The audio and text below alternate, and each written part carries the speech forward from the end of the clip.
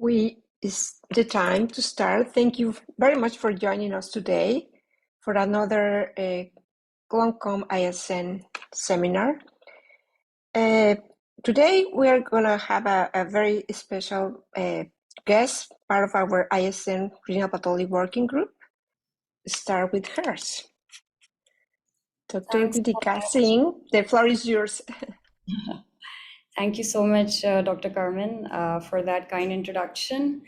And it's a great opportunity to be able to speak at GLOMCON. I'm honored. And it's great to be part of the working group, and I hope we can do more.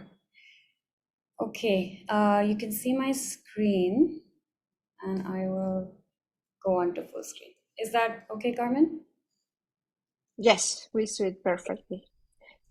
So just So, before you start, let me tell the group that we ask them to be interactive. So please send when she presents and she has some questions, please answer in the chat. I will read all the answers, and it will be a very interesting participation. Thank you. right. So last time I was on GLOMCON, I spoke about a particular marker, went into a lot of detail, and this time it's much more a variety of cases, just to bring about the way that we move as we look through the pathology and how we move towards genetics. So it's called As Far As We Can Go, and let's see how far we can go. I have no conflicts of interest to declare.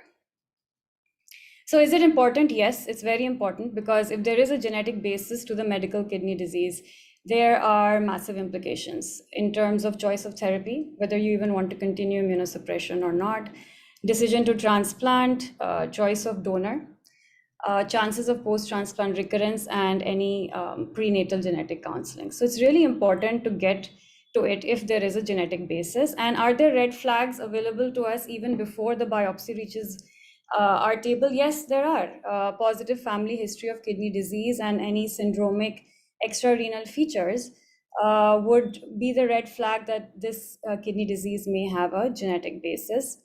And I would, of course, encourage all the fellows to make sure that they ask. Sometimes this history does get missed. But what's important to know is, and keep in mind, that sometimes there may be none. You may have no red flags as you go in to look in at that biopsy. And you put into the mix a resource limited setting where it's not so easy to get genetics done. It's a massive cost addition to the diagnostic workup. So as a pathologist, I do feel quite, that it's a responsibility that if I say that I think that a genetic test needs to be done, I want to try and be as sure as possible, as well as try and keep it targeted rather than having to go into a very widened sort of search for a genetic cause.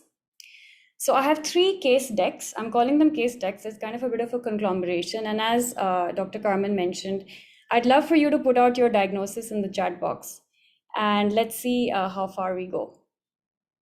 So the first case, this is a 3-year-old male presented with steroid-resistant nephrotic syndrome, initial resistance, so never really responded.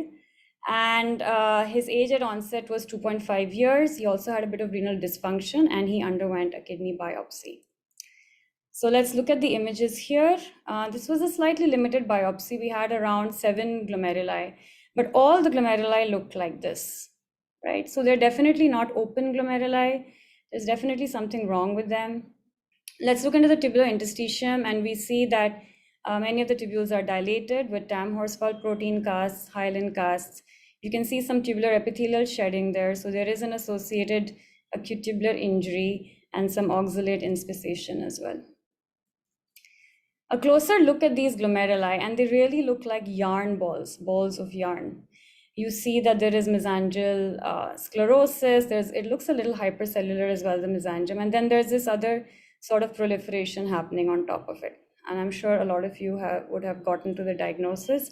Let's look at it on special stains. That's the PAS highlighting this mesangial sclerosis. But there is also a lot of this proliferation on top of it. And there is a silver methenamine, again showing you the mesangial sclerosis and a lot of cells on top of it. So what is the diagnosis? And this is what we came to.